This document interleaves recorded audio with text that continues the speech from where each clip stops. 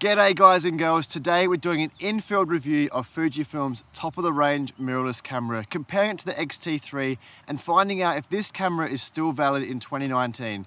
All that and more, so stick around.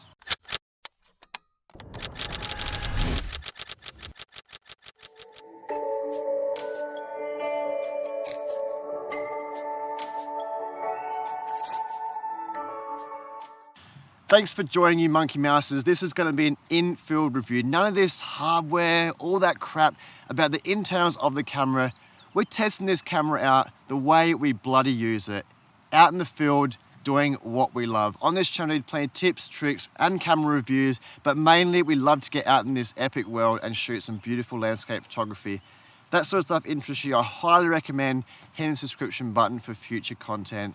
But I just got back from an epic 4-week trip from Egypt where this done 80% of my filming and photography on this trip. It was a trip that I really wanted to test this out, as I said, for what we bloody use a camera for, hitting that trigger out in this real world. I want to tell you everything from the highs, the lows, what I want to see from the X-H2 and mainly compare it to the X-T3 which is filming right now. And why is this camera the top of the range from Fuji? And what is the huge differences between this and the X-T3 on what you should buy for your Fujifilm mirrorless camera? So let's stop talking about it and go and get into it.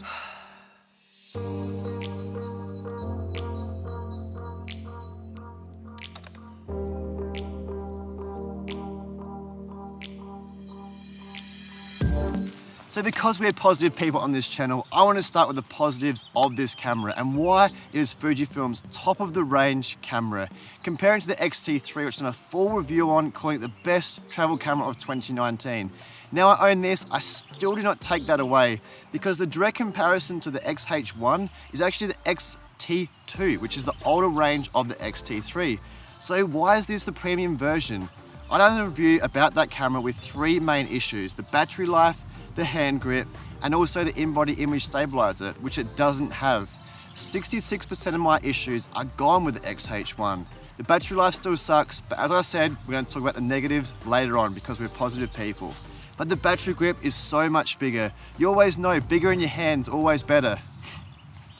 Not funny, but it's true in this case. There's so much more room, and in between there, same as the X-T3, it's got a button. Now this is custom dial. I've set it so when I vlog to myself, that's the focus. I know it's always focused on myself. Really cool thing. The A7 III, it's so skinny in between there. So if you've got fat fingers, I haven't, but the A7 is really hard to get into. The X-H1 feels amazing in hand, which is something I can carry around all day. And I'm so thankful for that because I'm a full-time travel photographer. I need a camera next to me all the time. But because of the bigger hand grip, it also leads you on to the second positive about this camera. The second positive is because it's bigger, it's got in-body image stabilizer. Now, rather than talking about this, I want to show you guys what it can do. But the best thing about it is just not for video or just not for photos. It does both. So I was able to carry this around as a secondary camera. The X-T3 focused on the main image I wanted to capture because it's got a better sensor in it. But this, because of the in-body image stabilizer and the fantastic lenses from Fuji, I was just able to snap away all day at low light because of the in-body image stabilizer. But now I'm going to show you some footage of what this can capture because the image stabilizer with the lenses and in camera, bellissimo, absolutely perfect. So here's 1080p at 24 frames, all handheld.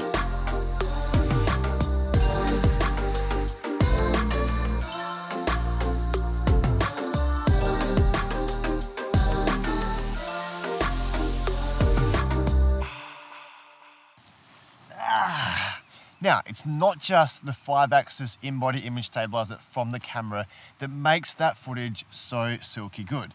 It's the lenses. Fujifilm lenses, like the rest of them in my camera bag, apart from one, are image stabilized. So you combine these together, you're getting 5 axes from there and about 5 stops from the lens.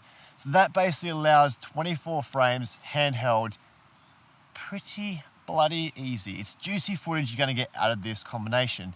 I'm going to show you the X-T3 with the 18-55, which is image stabilized, as I said, and show you some of the footage. I traveled like it through Kyrgyzstan and Albania, and it's so much more difficult. This allows you to move your feet in a bit of a ninja way to capture that silkier footage. Add warp stabilizer in post-production and you get incredible silky handheld footage. But here is some footage from the X-T3 and the A-55 and look at the difference.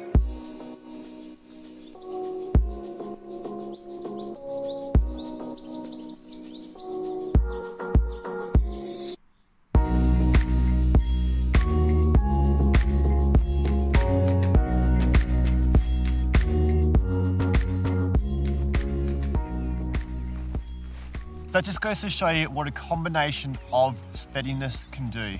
Ninja type movement, in-body image stabilizer, plus the lens, and even now, add on a gimbal, you've got about 7 arms to move around and it's gonna make incredible silky footage to get you outside more filming and less post-production to clean that unstabilized footage up.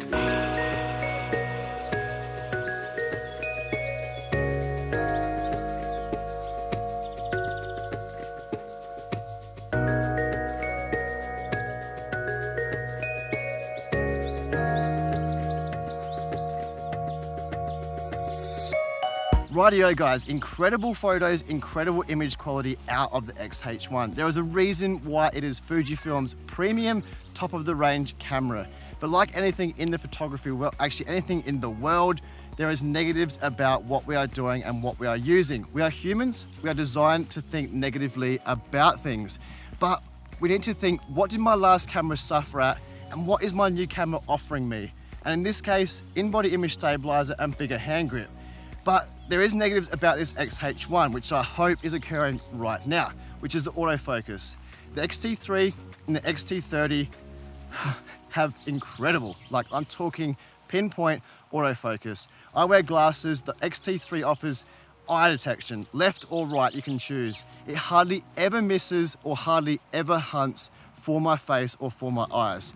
But the X-H1, I hope it is occurring now, it's probably not as I'm speaking about it, but it hunts so much. And I thought if I was watching this as a viewer of my vlog, that would piss me off so much. Like that would frustrate me, I'd always look at it, and that just really annoyed me. So I had to go back to manual focusing and doing that. Now most people will say you should manual focus anyway. I'm a travel filmmaker, run and gun style photographer and videographer. I do want to rely on autofocus. I do want it to be sharp. It literally could be the difference between someone saying something in their native language that just, you know, gives that spice to the story that you needed. Autofocus cannot be fixed in post-production. So I need it, I want it, but it's a simple fix with the X-H2. Like, X-T3's got it, X-T30's got it, I'm not worried. X-H2 will have that. But now I want to go on and talk about the little things that I want from the X-H2 to basically make it the best, yeah, can I say that? Yeah, the best mirrorless camera pretty much ever. Like, it's gonna be great for what I need. And that is the most important thing for what I need. So what can be improved on the X-H2?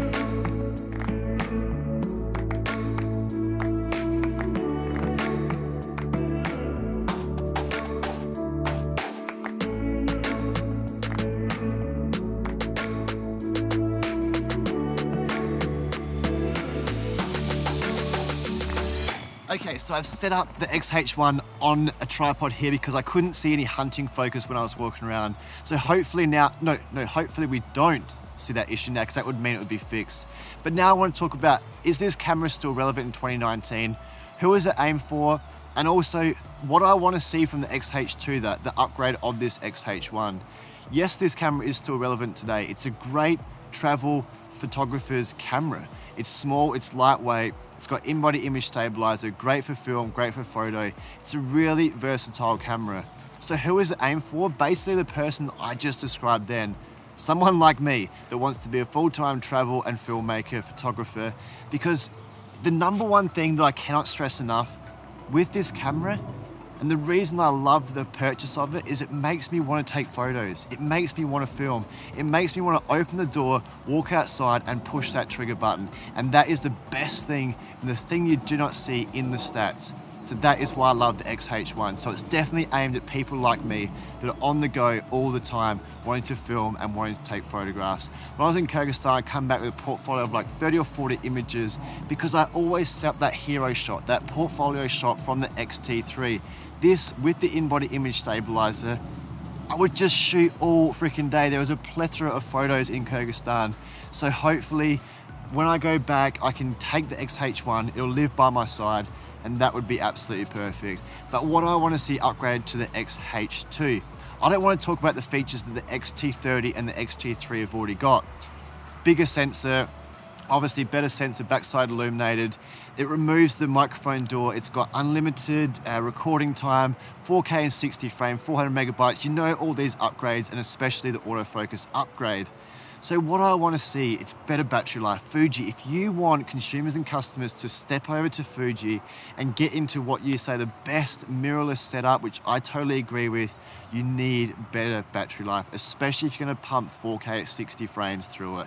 It is terrible right now, and that needs to be assessed. The second one is, please don't roll your eyes, because it is a flip out screen. As a vlogger, as a filmmaker, the flip out screen makes your life so much easier. I said before, run and gun is my go-to thing. Now, I have no idea if I'm in focus, if I'm in composition of the image, whatever it is, a flip out screen would fix all that. And then in a bigger environment, obviously with people everywhere, to flip that screen out and get away from the harsh beating down sun, to get that glare away, a flip out screen makes your life so much easier. So I don't want much. This camera makes me get outside and shoot, and that is pretty much all I can ask for.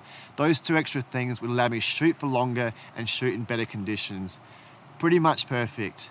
That's pretty much all I want from the X-H2. But guys, are you using the X-H1? If you are, let me know in the comments below. What do you want to see from the new X-H2 earlier next year? I'm super keen for it, and the 16-80mm f4. It's pretty much going to be the perfect photography film setup, run and gun style that I will need ever, I think. Perfect. Let me know in the comments below. That is me done reviewing this incredible, top of the line, mirrorless camera from Fuji. I'll see you on the next one. Ciao.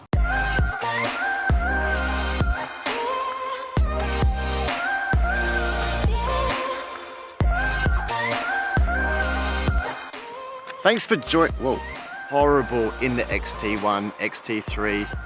What do I want to see the improvements on from the X-T3?